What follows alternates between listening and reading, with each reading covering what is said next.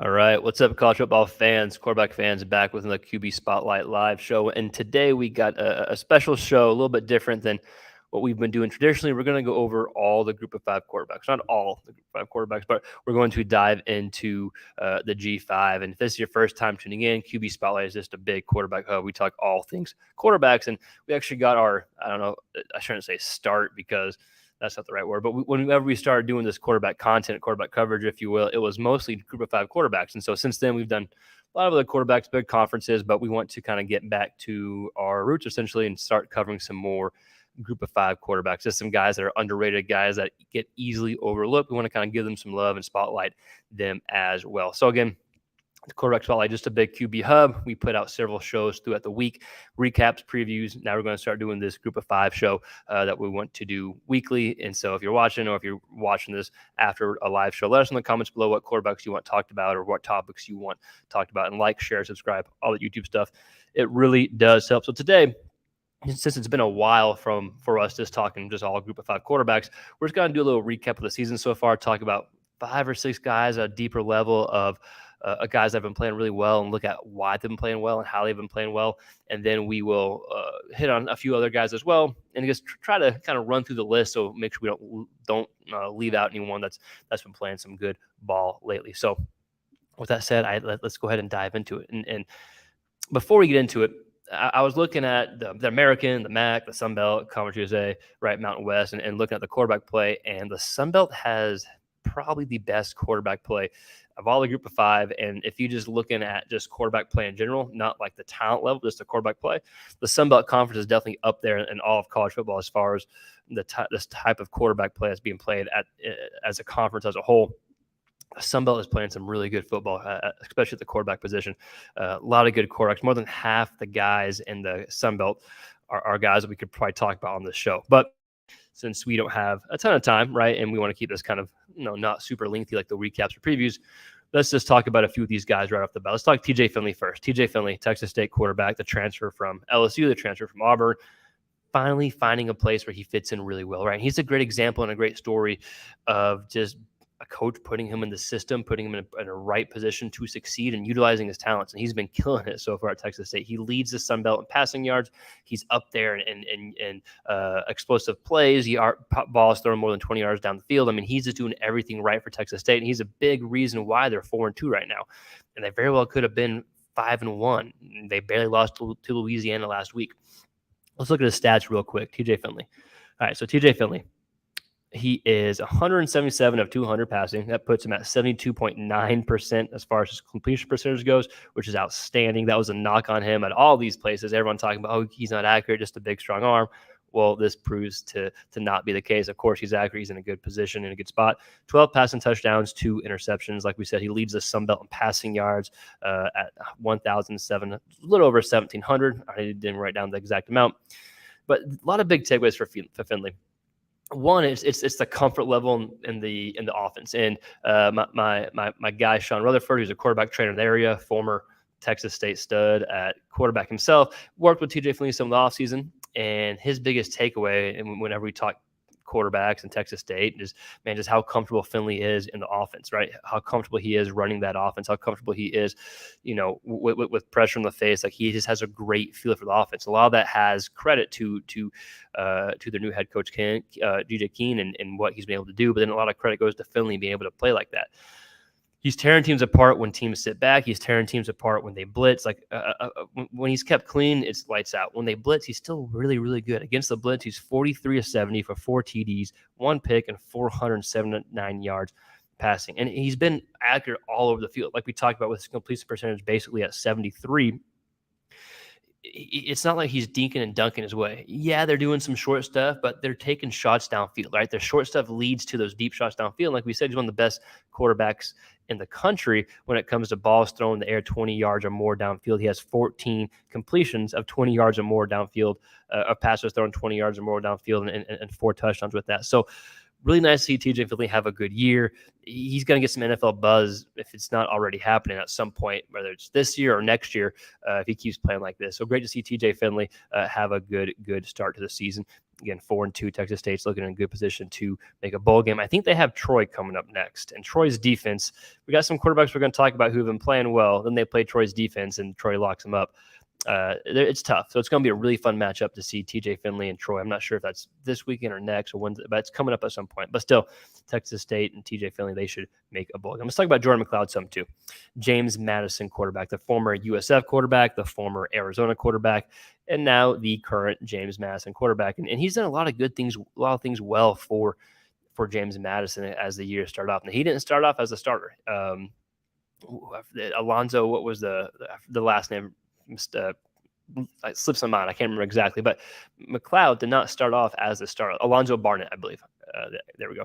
Yeah, but McCloud did not start off the year as a starter. Now, he either took over in game 1, but he started in game 2, and since then he's been lights out. Sometimes no one knows. We're not watching the practice. We don't know how they look in practice. Some people are really good in practice. Some are really good in the game. Some are good at both. So not sure why he didn't start, but he's definitely been the guy since that first game, right? So far, he has 11 touchdown passes, 3 interceptions, a little over 1,100 yards passing, and has this really been a good, been the main reason why James Madison is off to another really good start. Again, one of the best teams in the Sun Belt, maybe the best team in the Sun Belt. But regardless, McCloud's playing top-tier Sun Belt quarterback football. Very capable runner, but he's been doing most of his damage passing. Yeah, he's used his legs to scramble some, but he's really been doing most of his damage passing, distributing the ball really well. So look at these numbers real quick. So he's got a little over 1,100 yards passing. 690-ish or so, give or take, are between the numbers, so middle of the field. 430-ish are outside the numbers. So even though the yards are more towards the middle of the field, it's still a pretty good ratio. He's still distributing the ball throughout the entire field. It makes it tough to defend as a defense, right? If you have a quarterback who's not just sitting in the middle of the field, he's able to hit outside the number throws as well. That's going to make it pretty tough for a defense to defend. So Jordan McCloud, another quarterback, doing a really good job in the Sun Belt. And we got some more Sun Belt quarterbacks we're going to get to, but just a few more that I want to deep dive as far as G5 guys. I want to talk about Mikey Keene, Fresno State quarterback, who I think is I know he got hurt against Wyoming this past weekend, and they end up losing. I'm not sure how serious it is. Hopefully it's not. Hopefully he's back soon. Excuse me. But regardless, he's been playing really good football. Probably the best quarterback in the Mountain West, and that's saying something considering the Mountain West had some good quarterbacks returning, and they have had some other good quarterback play as well. But I think Mike Keene's the guy. I think he's one of the best quarterbacks in all the group of 5. So let's look at his numbers real quick. So he has right under 1,700 yards passing, so 1,695, 14 touchdowns, and 4 picks. And like we said, he had Fresno State undefeated until they lost to Wyoming. Really tough game. But, I mean, even before that, they beat Purdue, they beat Arizona State, they beat 2 Power 5 teams. Even if those Power 5 teams aren't some, top 25 ranked team, that's still pretty impressive, especially – I think Purdue was at Purdue. Arizona State, I think, was at Fresno. Don't quote me. But I think pretty impressive nonetheless for Mikey Keene. Offensive line has played pretty good as well for him. They've been able to protect him, to pressure on 26% of his dropbacks.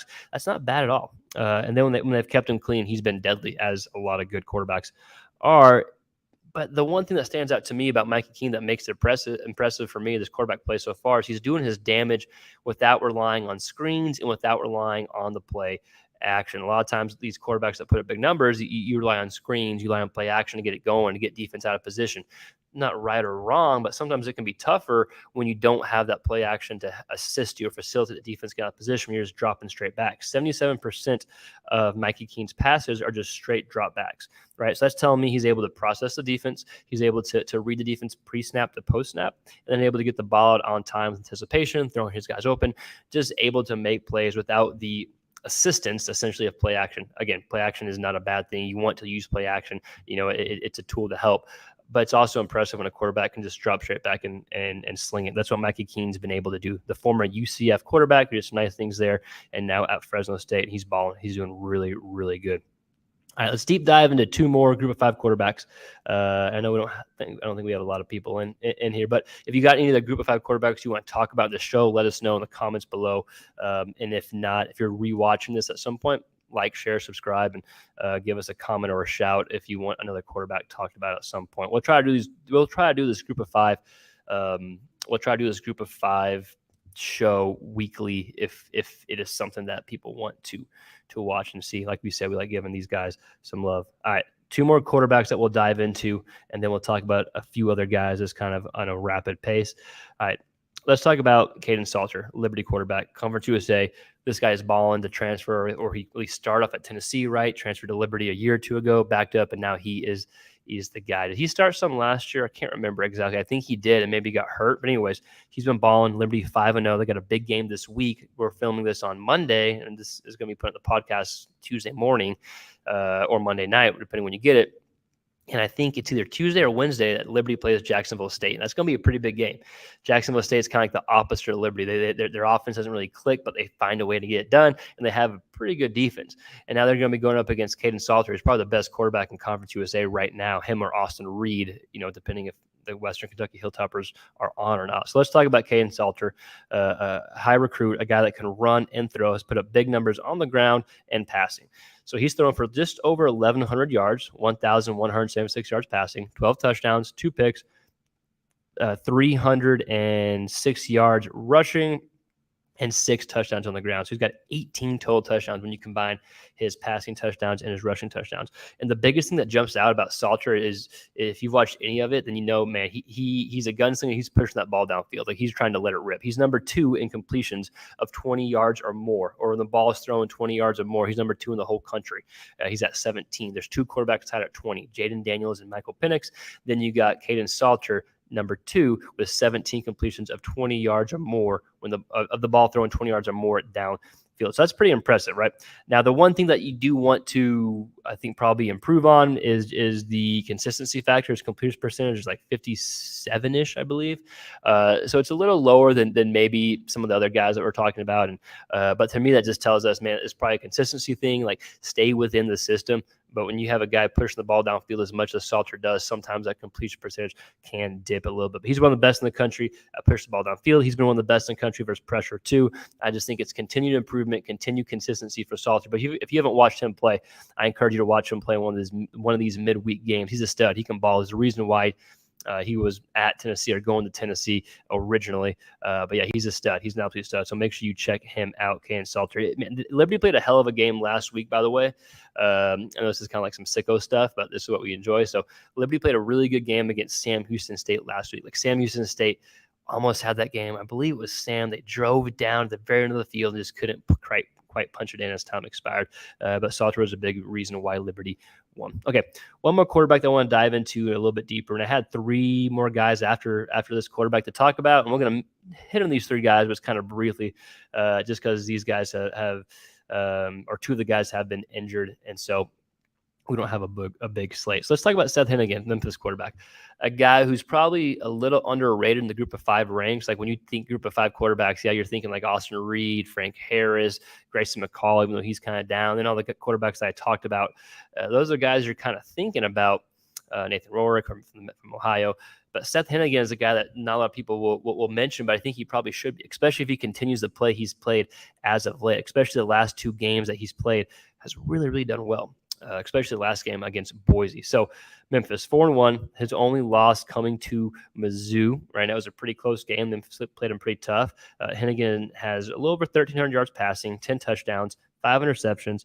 Those 5 picks in 5 games you want to cut down on. Like I said, if he played like how he did against Boise State last week or 2 weeks ago, because they were off last week, then he's got a chance to be talked about as the top or one of the top quarterbacks in the American by the end of the season. Against Boise State, and they won against Boise. I think it was at Boise. Correct me if I'm wrong, but I think it was at Boise. But regardless, they won, and he was 18-28 for 269 yards passing, 2 touchdowns, and 64 yards on the ground. He's a guy who can use his legs too, right? So he's a quarterback that's probably deceivingly athletic. One thing I think they can do to improve on to help cut down the picks and maybe make some easier throws for Henigan, like I said, I think if the picks go down, he has a chance to be really good, is use more play action. Every one of his interceptions has been on a straight drop back pass. I think using play action a bit more could help with comfort level. It could help get defenses out of position. I just think it could help him maybe see the field a bit easier. Like we talked about with Mikey Keene, how, sometimes the play action, like he doesn't use a lot of play action. He just drops straight back for the most part. But play action can be a really good tool. And so I think if I'm no one's going to listen to me. I'm some random guy on YouTube about the Memphis OC or coach. Maybe using some more play action to get him comfortable. On play action this year so far, Hennigan is 24-36 for 387 yards passing and 4 touchdowns and 0 picks. So I'm trying to use the play action a bit more, and hopefully that will cut down some picks. But I think Hennigan's a stud. If he plays like he did against Boise State the rest of the season, he could be one of the best quarterbacks in the group of 5. Wanted to make sure we gave him some love. A few other quarterbacks that we want to talk about, or that I was going to do a deep dive in, but we decided kind of just not to. Michael Pratt from Tulane, again, one of the best quarterbacks in the group of 5, if not the best when he's fully healthy, and he was hurt against Ole Miss and maybe one game after, but he came back against UAB 2 weeks ago. They got a big matchup against Memphis coming up. This is going to be a fun one to watch if you're just a football fan in general, but especially if you're a quarterback fan. Watching Pratt against Seth Hennigan could be a lot of fun. That's this Friday, like at 6, I believe. I'm definitely going to be tuned into that. Good quarterback matchup there. But yeah, Michael Pratt, stud, push the ball downfield, accurate. I mean, he's an absolute stud. So if you've watched this channel before, you know how we feel about Pratt. So again, one of the best quarterbacks in the group of 5, and maybe we'll do a deep dive on him next week or 2 weeks from now, whenever there's a little more data and a little more game action from this season, since he's been hurt for 2 games, I believe, if I'm not mistaken. All right, another quarterback to talk about, Frank Harris, UTSA quarterback. Again, if you've watched the channel, you know we always show Frank Harris love. He's a stud. He's been injured as well. Got injured against Texas State in week 2. So, had a rough game week 1 against U of H, then plays Texas State in week 2 and gets injured. I don't even think he finished the game. They won, but he wasn't able to play the next few games. And now he just played his first game back against Temple this past week, got the W, had over 350 yards passing, some touchdowns as well. So I think once he's able to get a few more games in him, a few more rhythm type passes. Not that he needs much rhythm. He's been that offense forever. But now that he's back into it, I think we'll start seeing that offense kind of click a bit more and put up some big numbers. And the backup did some good things actually when Harris was out. They scored some points still. But yeah, Frank Harris, stud, UTSA quarterback. Good to see him back from injury. And then Austin Reed from Western Kentucky, again, put up huge numbers last year. We mentioned him briefly in the beginning of the show. And for whatever reason, they've kind of struggled at the beginning of the season. Now you played Ohio State, got crushed. Things weren't necessarily clicking, but they looked better as of late, right? They beat La Tech last week, and the week before they beat Middle Tennessee State. I think both those games are on weeknight games. But Austin Reed, just because the stats haven't been as big as last year so far, don't mean that they can't. They've been finding a little bit more of a rhythm as of late the past 2 games. So take a quick break and have a swig of water, and then we'll keep chugging along. There's a few of the quarterbacks I want to dive into, some group of 5 guys that we want to hit on. All right, so we got some American guys, Sun Belt, Conference USA. Who else we got? Mac that we're going to hit on, and then we'll finish up. So let's hit on these guys real quick. All right, Preston Stone, quarterback, SMU. Their only losses have been to TCU and Oklahoma, so they played some pretty good competition. And I think we're going to start seeing some bigger numbers here pretty soon. They haven't put up huge numbers yet, but they've played at FCS. They put up big numbers. They took care of business against Charlotte. I think as we start to see them get more into their conference schedule, we're going to see some bigger numbers from Preston Stone. Stone's a stud. Anyone watching this show probably knows about Preston Stone, because if you're watching this show, you're probably a quarterback junkie. But Preston Stone's a stud. Again, their only losses are TCU and Oklahoma. I think we're going to start seeing some bigger numbers soon. Jacob Zeno, the quarterback for UAB, he's looked really good. They're coming off a win against USF. They don't have the record they want at 2-4 right now, but he's done some good things. The former Baylor quarterback, he's a guy to watch out for as well. Chandler Rogers, North Texas quarterback, friend of the pod, so we got to show some love. Didn't start the season off at quarterback, but since he's taken over, the offense for North Texas has been much better, done some really good things. They got Temple coming up. That should be a lot of points. Him against EJ Warner. Let's see, who else do we want to hit on? Let's hit on some more Sunbelt guys.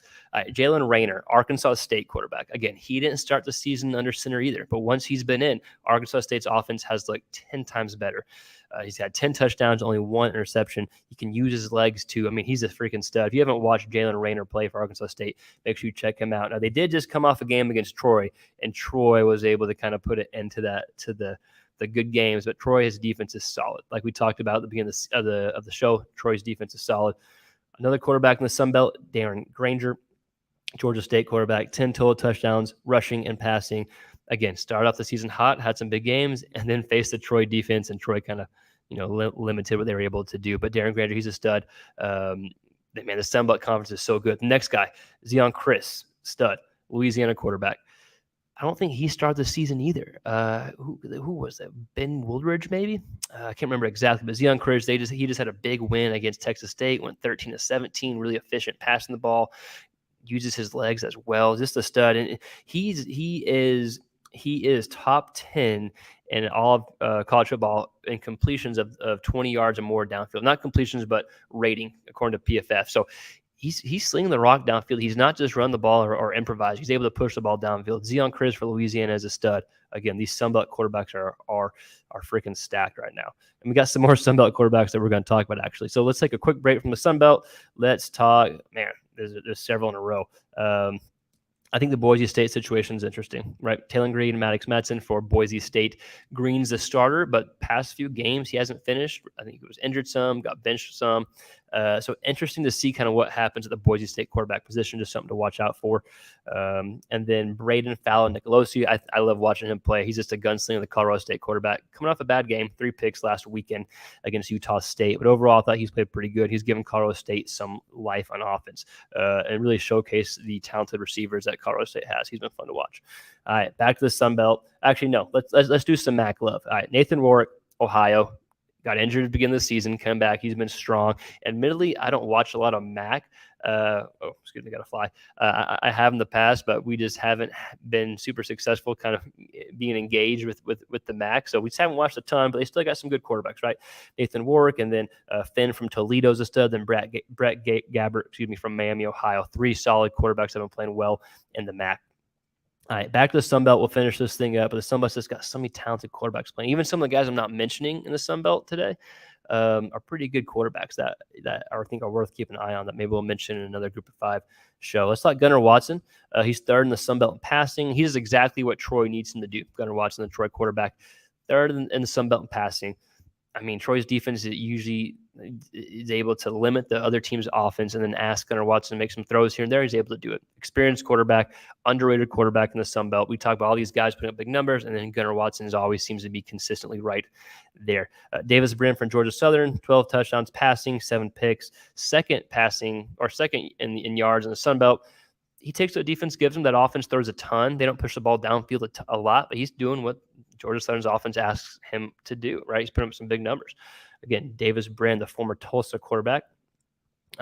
Carter Bradley, a guy that I like, South Alabama quarterback, transferred from Toledo in the MAC, right?